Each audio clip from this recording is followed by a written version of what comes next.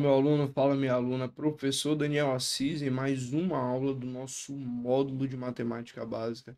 E hoje o tema é de fundamental importância. Hoje nós iremos falar de radiciação. Então, para início de conversa, nós temos o n, que está aqui expresso, e o n, ele é o índice da nossa raiz, certo? O a, ele é o radicando, e o conjunto inteiro é aquilo que nós chamamos de raiz. Então, o conjunto inteiro aqui é a nossa raiz. Uma coisa que vale a pena ser ressaltado é o seguinte: quando eu tenho uma raiz de um número cujo índice ele não aparece, isso aqui na verdade significa que é uma raiz quadrada, ou seja, uma raiz de índice 2. Ela é facultada a aparecer, certo? Mas geralmente ela não aparece. Então, para que você não se perca. Então, se uma raiz ela não aparece o índice, ela é obrigatoriamente uma raiz quadrada. Propriedades. Toda vez que eu tenho um número elevado a uma fração, na verdade, eu posso escrever esse número com base no seguinte termo: o denominador da fração ele vira o índice da raiz e o numerador ele vira o expoente do radicando. Então, nesse caso, seria, por exemplo, dessa maneira. Então, exemplo. Nós temos aqui 8 elevado a 7 quintos. Então, eu tenho aqui como raiz quinta de 8 elevado a 7. Então, a gente fala, geralmente, vulgarmente, né? Um elevado, por exemplo, a 3 sétimos. A gente faz a seguinte brincadeira. O que está na sombra vai para o sol. E o que está no sol vai para a sombra. Então, a gente faz isso aqui de maneira vulgar. O que está no sol vai para a sombra e o que está na sombra vai para o sol, para ajudar você a lembrar um pouco mais. Então, a segunda propriedade, aqui nós temos que, toda vez que nós tivermos, né, dois números multiplicados dentro de uma raiz de mesmo índice, essa raiz ela pertence obrigatoriamente aos dois números. Então, nós temos aqui, por exemplo, raiz quadrada de 6, vamos supor. Então, eu tenho aqui raiz quadrada de 6. 6 ele pode ser decomposto em 2 vezes 3. Então, isso aqui vai ser igual a raiz de 2 vezes raiz de 3. Raiz de 10, por exemplo. Raiz de 10, por exemplo. Então, nós temos aqui raiz de 10, que vai ser raiz de 5 vezes 2, que vai ser igual a raiz de 5 vezes raiz de 2. Então, da mesma forma que na multiplicação a raiz ela pertence aos dois números, na divisão também funciona da mesma maneira. Então, se eu tenho raiz enésima de A dividido por B, então isso aqui é raiz enésima de A dividido por raiz enésima de B. Então, eu teria aqui, por exemplo, a raiz de 3 sobre 7. Isso aqui vai ser igual a raiz de 3 sobre raiz de 7. Isso aqui seria um exemplo da nossa propriedade. Então, aqui nós temos um exemplo. A propriedade 4, ela é de fundamental importância. Ela é muito importante mesmo, velho. O que é que a propriedade 4 fala?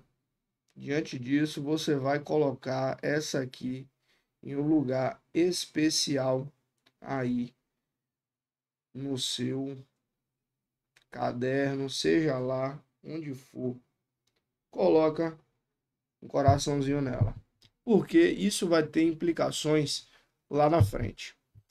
Observe o seguinte: se eu tiver uma raiz enésima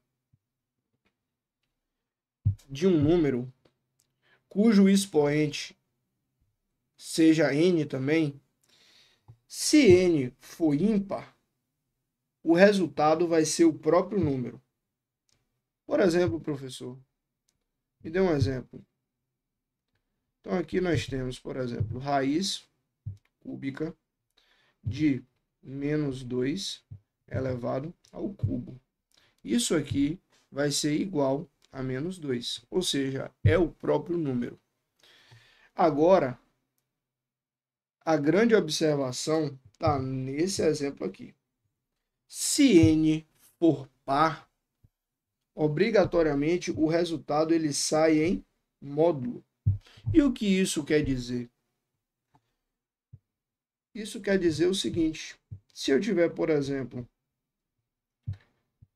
raiz quarta de menos 2 elevado à quarta, isso aqui vai ser igual a módulo de menos 2, que isso aqui será 2, portanto. Ou seja, eu não tenho como ter uma raiz de índice par dando para mim um resultado negativo, porque o módulo, na verdade, ele só olha o valor absoluto. Módulo é igual a valor absoluto. Ou seja, eu não considero o sinal. Eu só considero o quanto aquilo ali vale. Ou seja, módulo de menos 2 é 2. Ou seja, toda vez que eu tiver uma raiz de índice par, obrigatoriamente não há a possibilidade, não existe possibilidade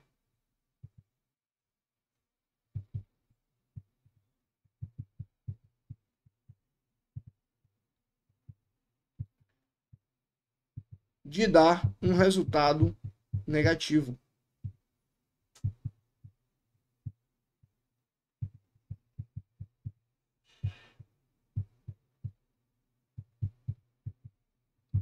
Então, é por isso que essa propriedade ela é tão importante. Então, se eu tiver uma raiz de índice par, não há a possibilidade daquilo dar um valor negativo, somente um valor positivo. Por quê? Porque o resultado sai em módulo, e módulo não considera o sinal, módulo só considera valor absoluto. A quinta propriedade. A quinta propriedade, ela é até fácil de poder demonstrar para vocês. Por quê? Toda vez que eu tenho uma raiz, o índice e o expoente do radicando, eu posso simplificar esse índice com esse radicando. Então, seria essa possibilidade. Como assim, professor? Observe o seguinte: se eu tenho, por exemplo, então eu tenho aqui raiz quarta de A elevado à oitava. Então, eu tenho que isso aqui, pela primeira propriedade. Então, A, o que está na sombra vai para o Sol, e o que está no Sol vai para a sombra. A elevado à quarta. Então, isso aqui vai ser igual a A elevado. Eu posso simplificar essa expressão por 4. Então, isso aqui vai ser igual 8 dividido por 4 dá 2. 4 dividido por 4 vai dar 1. Então, isso aqui vai ser igual a A ao quadrado. Só que, observe o seguinte. Eu posso simplesmente vir aqui e simplificar essas raízes. Então, eu posso simplificar o índice por 4 e eu posso simplificar o expoente do radicando por 4 também. Então, isso aqui vai ser igual. O índice 4 dividido por 4 dá 1, então a raiz desaparece. E o 8 dividido por 4 dá 2. A ao quadrado. Um outro exemplo, exemplo 2. Então, eu tenho aqui A raiz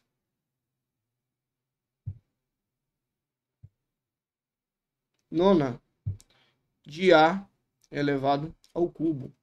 Então, eu tenho aqui que o que está no Sol vai para a sombra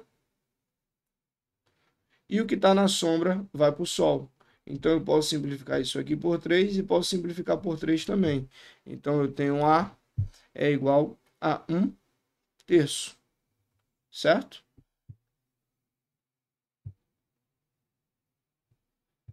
Nesse caso aqui, eu posso fazer de maneira direta. E eu volto à propriedade aqui em cima, né? O que está na sombra vai para o Sol, o que está no Sol vai para a sombra. Então, nesse caso, eu tenho raiz cúbica de A. Acabou cortando um pouco, deixa eu ajustar. Deixa eu ajustar aqui. Trazer um pouco mais para baixo. Pronto. Resolveu. Ou seja, eu consigo fazer essa simplificação. Mas observe que eu posso fazer isso de maneira direta. Então, eu posso simplificar o expoente do radicando por 3 e eu posso simplificar o índice por 3 também. Então, isso aqui vai ser igual a raiz 9 dividido por 3 dá 3 e A dividido e 3 dividido por 3 dá 1. Então, A elevado a 1. Então, isso aqui vai ser igual a raiz cúbica de A. Então, você observa que dá o mesmo resultado, só que um é mais direto e o outro não tão direto. Apagar.